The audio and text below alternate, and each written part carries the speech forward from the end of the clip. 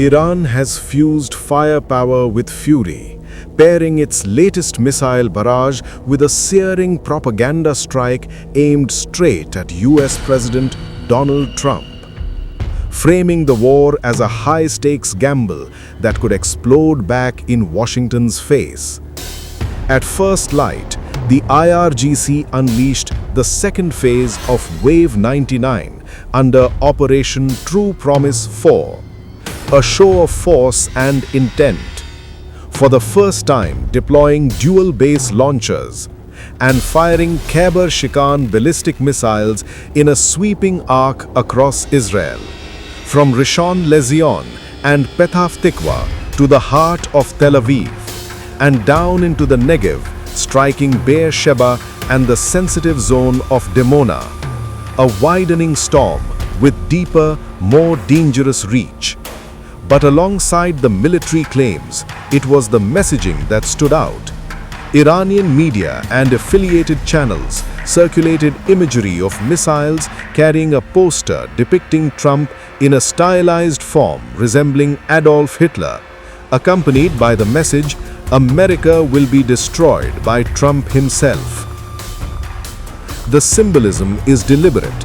By portraying Trump in such terms, Iran is attempting to shift the framing of the war from a confrontation between states to one driven by the decisions of a single leader whose actions, it suggests, could ultimately harm his own country.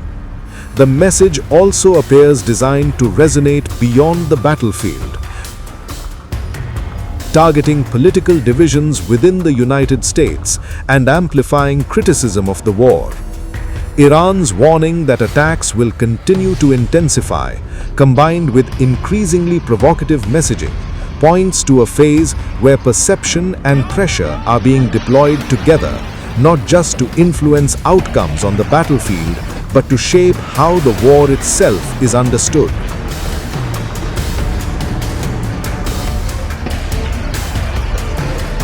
Meanwhile, Trump has issued an alarming warning to Tehran, indicating a drastic measure if the Strait of Hormuz doesn't open by the deadline he set.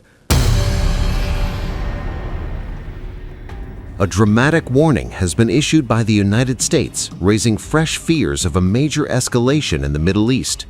U.S. President Donald Trump has warned that a whole civilization could be wiped out as his deadline for Iran to reopen the Strait of Hormuz approaches. In a post on social media, Trump said a whole civilization will die tonight, never to be brought back again. He added that he did not want such an outcome, but suggested it may be unavoidable. Trump spoke of complete and total regime change, adding that new leadership could bring what he described as something revolutionarily wonderful. The remarks come just hours before the expiry of Washington's ultimatum, significantly heightening tensions in an already volatile region. The Strait of Hormuz remains one of the world's most critical oil transit routes, and any disruption there could have immediate and far-reaching global consequences. Trump's language marks a sharp escalation in rhetoric, with observers warning that such statements could further inflame the situation and increase the risk of conflict.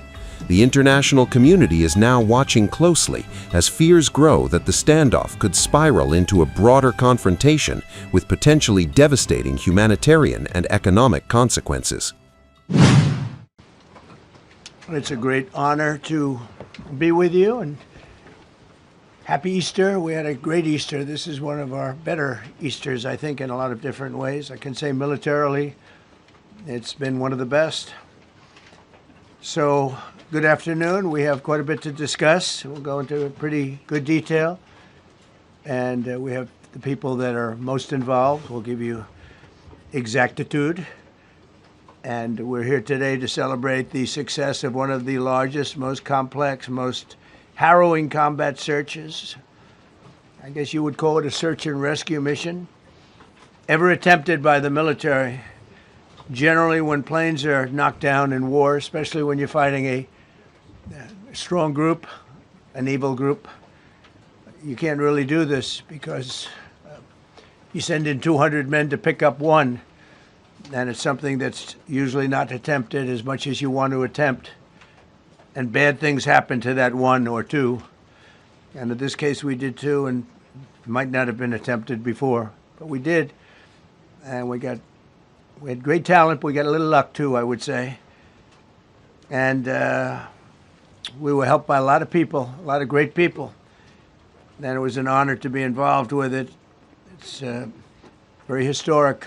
This is a rescue that's very historic. It'll go down in the books. Late Thursday night, an American F-15 fighter jet went down deep inside enemy territory in Iran while participating in Operation Epic Fury, where we're doing unbelievably well, well at a level that nobody's ever seen before. The entire country can be taken out in one night, and that night might be tomorrow night.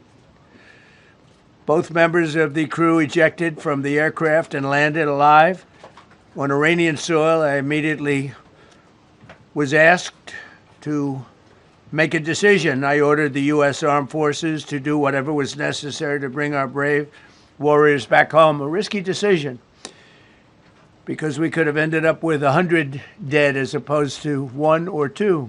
It's a hard decision to make. But in the United States military, we leave no American behind. We don't do it. Within hours, our armed forces deployed 21 military aircraft into hostile airspace, many flying at very low altitude, being shot by bullets. You bring rifles into play when you're going that low, but there are also certain advantages. And in broad daylight over Iran for 7 hours, at times facing very, very heavy enemy fire. We have a helicopter that's got a lot of bullets in it. It's amazing. We just realized how good those weapons are. Those our machines are. Nobody has the equipment that we have, and nobody has the military that we have. Not even close. We're the most powerful military anywhere in the world by far. The flight crews and warfighters aboard those aircraft took extraordinary risks to rescue their fellow service members. This first wave of search and rescue forces successfully located the pilot of the F-15, and he was extracted from enemy territory by an HH-60 Jolly Green II helicopter. Fabulous machine as our warriors faced gunfire at very close range. It's amazing that when you look at the machinery, what happened, that nobody was even injured. Meanwhile, the second crew member, a weapons system officer, highly respected colonel, had landed a significant distance away from the pilot. When you're going at those speeds, even if you go out 2 or 3 seconds later, it's miles and miles away because you're going fast. He was injured quite badly and stranded in an area teeming with terrorists from the Islamic Revolutionary Guard Corps rough group, as well as besieged militia and local authorities. Many, on top of everything else, they told the communities actually within inside of Iran, the people of Iran, they were given a tremendous incentive to find this pilot. Despite the peril, the officer followed his training and climbed into the treacherous mountain terrain and started climbing toward a higher altitude, something they were trained to do in order to evade capture. They want to always go as far away from the site of the shoot down. You want to go as far away because they all head right to that site. You want to be as far away as you can. And he was injured, and he was an amazing, amazing thing. He scaled cliff faces, bleeding rather profusely, treated his own wounds, and contacted American forces to transmit his location. They have a very sophisticated beeper-type apparatus that is on them at all times. And when they go out on these missions, they make sure they have lots of battery space, and they're in good shape. And this one worked really well, amazingly, saved his life. We immediately mobilized a massive operation to retrieve him from the mountain holdout, and he kept going higher and higher. The mountain kept getting rougher and rougher, and really very, very hard to find. The second rescue mission involved 155 aircraft, including 4 bombers, 64 fighters, 48 refueling tankers, 13 rescue aircraft, and more. We were bringing them all over, and a lot of it was subterfuge. We wanted to have them think he was in a different location because they had a vast military force out there. Thousands of people were looking. So we wanted them to look in different areas, so we were scattered all over like we were right on top of them. We had 7 different locations where they thought, and they were very confused. They said, well, wait a minute, they've got groups here, they've got groups there. It's an amazing thing. I was listening to these great people, these great generals. General Raisin Kane was amazing, and Pete Hegseth was amazing. But I listened to the whole thing. It was pretty amazing. So they had all these different sites where everybody thought he was located. We think we have him over there because they have 9 planes circling a little area that's 25 miles down the coast.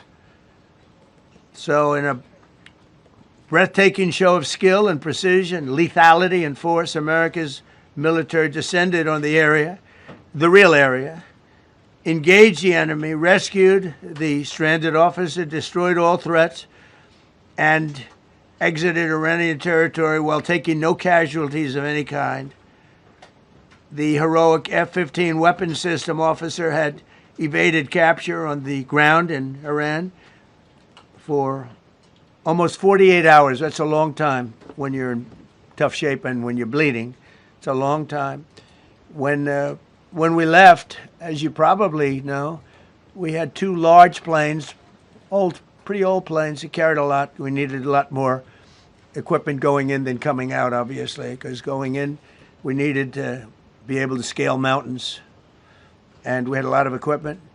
But the sand was sandy, wet sand, so we thought there may be a problem taking off because of the weight of the plane, and then we also had all the men jumping back onto the planes, and they got pretty well bogged down, and we had a contingency plan, which was unbelievable, where lighter, faster aircraft came in, and they took them out. We blew up the old planes. We blew them up to smithereens because we had equipment on the planes that, frankly, we'd like to take, but I don't think it was worthwhile spending another 4 hours there taking it off. So we didn't want anybody to have, we have the best equipment anywhere in the world. We didn't want anybody examining our anti-aircraft and other equipment. So these were large planes that were old and pretty old, and we blew them up. And we had faster, lighter planes come in, and they were able to land on the sand. We needed the bigger planes because we had so much equipment that we needed. We took 3 helicopters over there, which were very strongly used and couldn't have lived without them. They did, and they performed unbelievably well. And if you'd see it, you wouldn't believe it. They came off the plane, and these guys had them. The rotors were off. They rebuilt these helicopters in less than 10 minutes. And that was one of the more amazing things. These are helicopters, small, unbelievably powerful, but small, very small, so it can get into certain areas. And they got them off the plane, and they rebuilt all 3 of them in a matter of less than 10 minutes. It's pretty amazing what the genius of these people. Who would think that? You'd think it would take 5 days to build them. And in some companies, it would take 5 days, and they wouldn't do it well. But they served us well. As Commander-in-Chief, I never forget the extraordinary risk taken by the warriors that we send into battle and the genius. I mean, think of it, having a contingency of 3 planes waiting because we think the sand is so bad that we probably won't be able to take off. And the planes really got bogged. This was not much of a runway. This was a farm, not a runway. It's a farm, but it did the trick. But to have a contingency as opposed to having to wait 2 days, can you imagine right in the middle? This was central. This was right, you would call it central casting if you were doing a movie for location. And probably the toughest area of Iran where we'd be sitting there. So these planes came in, those pilots came in so fast and so quick and got out of there. Everybody got aboard and just got 15-minute intervals. 1 load out, 1 load out, 1 load out. It happened And we were watching, and we said, "That's amazing." It's in many ways, I was almost more impressed by the contingency that we had than the fact that if we would have had a runway or decent soil. But it was an amazing thing. But we thank God for every single one of them and the talent, the genius. It's not even talent; it's genius. It's the whole ball game, every one of them.